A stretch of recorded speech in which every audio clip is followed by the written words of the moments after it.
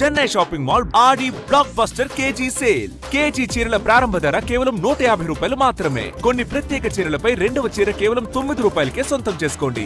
ఆదిలాబాద్ జిల్లా పారిశ్రామిక వాడ ఏర్పాటుకు అధికార యంత్రాంగం కసరత్తు చేస్తుండటం నిర్వాసిత రైతుల్లో ఆందోళన వ్యక్తమవుతోంది. పరిహారం విషయంలో స్పష్టత ఇవ్వకపోవడం గందరగోళానికి దారితీస్తోంది. దీంతో భూములు కోల్పోతున్న గ్రామాల రైతులు కలెక్టరేట్కు తరలి వెళ్లి తమ గోడును వినిపించారు.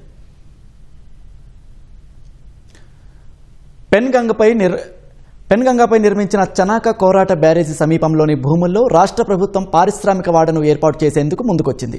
దాదాపు 10,000 ఎకరాలను సేకరించాలని నిర్ణయించింది. సీఎం రేవంత్ మంత్రివర్గం అంతా వచ్చి ఏరియల్ సర్వే సైతం నిర్వహించడంతో అధికారుల్లో కదలిక మొదలైంది. ఇప్పటికే 2060 ఎకరాల భూసేకరణకు నోటిఫికేషన్ ఇచ్చి భోరజ్ మండలంలోని హత్తిఘాట్, గిమ్మ, రాంపూర్, గూడ గ్రామాల్లో గ్రామ సభలు సైతం నిర్వహించారు. మరింత భూసేకరణకు అధికారులు సన్నద్ధమవుతున్న వేళ బాధిత రైతులంతా కలెక్టర్ రాజర్షి షా వద్దకు వచ్చి తమకు న్యాయం చేయాలని విజ్ఞప్తి చేశారు. పారిశ్రామిక వాడ ఏర్పాటుపై తమకు అభ్యంతరం లేకపోయినా పరిహారం విషయంలో అనుమానాలు వ్యక్తం చేస్తున్నారు. చనాక కోరట బ్యారేజీ నిర్మాణం, కాలువల విస్తరణతో 2 పంటలు తీసుకుంటామన్న ఆనందం ప్రభుత్వం చర్యలతో ఆవిరైందని రైతులు వాపోతున్నారు. ఎకరాకు 50 లక్షల పరిహారం, ఇంటికో ప్రభుత్వ ఉద్యోగం ఇవ్వాలని వారు డిమాండ్ చేస్తున్నారు. కలెక్టర్కి కొన్ని డిమాండ్లతోటి ఒక లెటర్ ఇవ్వడం జరిగింది. మాకు కనీసం ఎకరాకు 50 లక్షల రూపాయలు ఇవ్వాలి. అందరము చిన్న సన్నకారు రైతులే, మరియు అక్కడ కొన్ని కంపెనీలు ఉన్నాయి. వాళ్లకు మాకు కంపేర్ చేయకుండా మాకు మంచి రేట్ ఇవ్వాలని మేము కోరుకుంటున్నాం. భూమి కోల్పోయిన ప్రతి ఇంటిలో ఒకరికి ప్రభుత్వ ఉద్యోగం ఇవ్వాలని మేము కోరుకుంటున్నాం. ఇది అభివృద్ధి కోసం ఏర్పాటు చేస్తే మంచిది, కానీ మేము తరతరాలుగా మా తాతలు సంపాదించిన భూములను కాపాడుకుంటూ వస్తున్నాం. ఇప్పుడు ఒక్కసారిగా కోల్పోవాలంటే బాధ అనిపిస్తున్నది. మద్దతు ధర కూడా తెలియదు. ఉద్యోగ భద్రత, మద్దతు ధర వీటిని కల్పించి జరపాలని కోరుకుంటున్నాం. నాది మొత్తం ఇప్పుడు 13 ఎకరాలు సగం పోతున్నది. ఇందులో ఇండస్ట్రియల్ కార్డు మొత్తానికి నిల్లైపోతాను నేను. సాగు భూమి లేదు ఇక నాకు, అందుకే బాధ అనిపిస్తున్నది.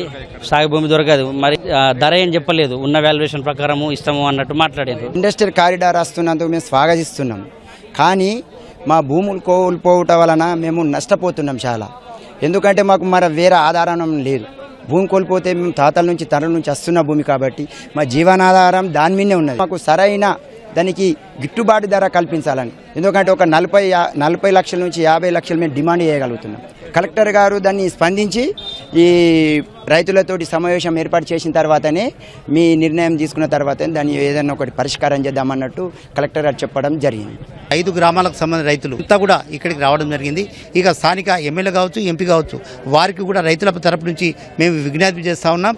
రైతుల పక్షాన్ని నిలబడి ఖచ్చితంగా ఎకరానికి 40 లక్షల ధర ఇచ్చేటట్టు రాష్ట్ర ప్రభుత్వంతో మాట్లాడాలని చెప్పేసి మేము విజ్ఞప్తి చేస్తా ఉన్నాం.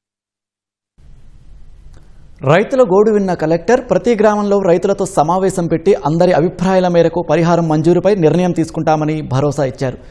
ఏ ఒక్క రైతు నష్టపోకుండా చర్యలు తీసుకుంటామని హామీ ఇచ్చారు.